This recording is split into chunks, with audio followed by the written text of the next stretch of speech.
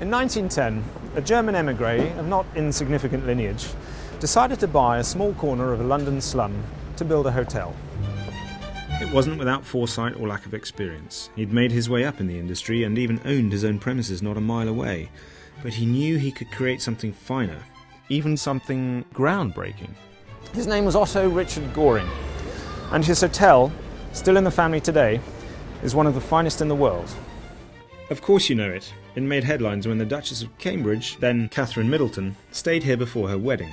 But its reputation has been made in the century it's been standing. It became a city icon to the landed aristocracy almost as soon as it opened, for its proximity not only to the newly opened Victoria Station, but to Buckingham Palace. Itself built, coincidentally, on the site of the former Goring house. And this connection to the royal family has long been tied with its history. No surprise then that the Goring is the only hotel to have been granted a royal warrant by Her Majesty the Queen. A comfort to kings and princes, of foreign dignitaries and the captains of industry. It's easy to see how one can feel at home here. Little surprise then, it's become a favourite of ours at the Arbourian, though some of us have made it more of a home than others. Cup of tea, old chap. What sets the Goring apart is that it has innovated from the outset. It was the first hotel in Europe to have a private bathroom and central heating in each room. One of the first to have a completely automated lift, though somewhat temperamental. And many new technologies were embraced. It even had a vacuum cleaning system made up of a network of pipes with links in each room. A history of innovation, certainly. But what has defined the Goring throughout its 100-odd years is that it is quintessentially English, and there's one thing that embodies this tradition, one thing that makes it really special. This is the Royal Suite.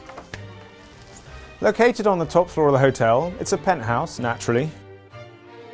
The drawing room opens out to the balcony, overlooking the spacious private garden, which is as big as the centre court in Wimbledon.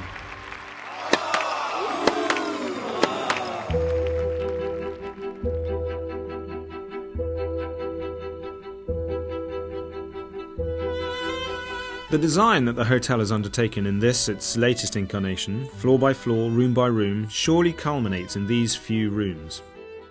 The brief: the English country house.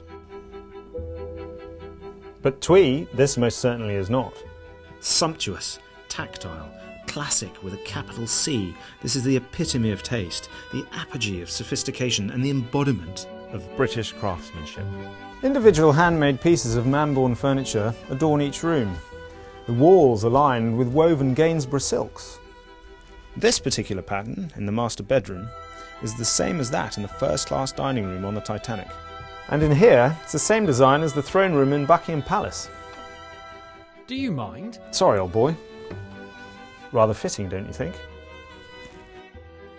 For all the finery, it's also meant to be fun. For at the Goring, you're encouraged to feel at home. Take this bathroom, for example. It's so designed so you can liberally splash about to your heart's content. One can get carried away, like the top-end executive who dialed down to reception to complain. One of my ducks has sunk. It's very much a sense of fun.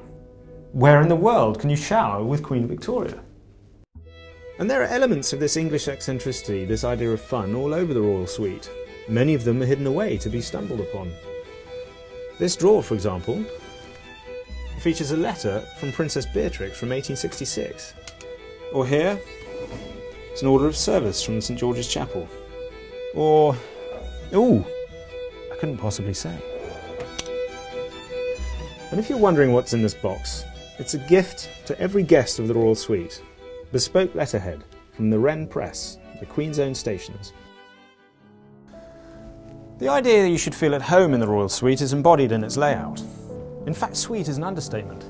It's more like an apartment. 2 bedrooms, 2 bathrooms, a drawing room, and here a dining room, complete with its own means of entertainment. That's a charming piece, Stills. What is it? Chopin, Nocturne in B flat. It's lovely. Oh, I'm not playing it. It's the soundtrack to this film. Unique, isn't it? And there's not a lot of hotels you can say that about.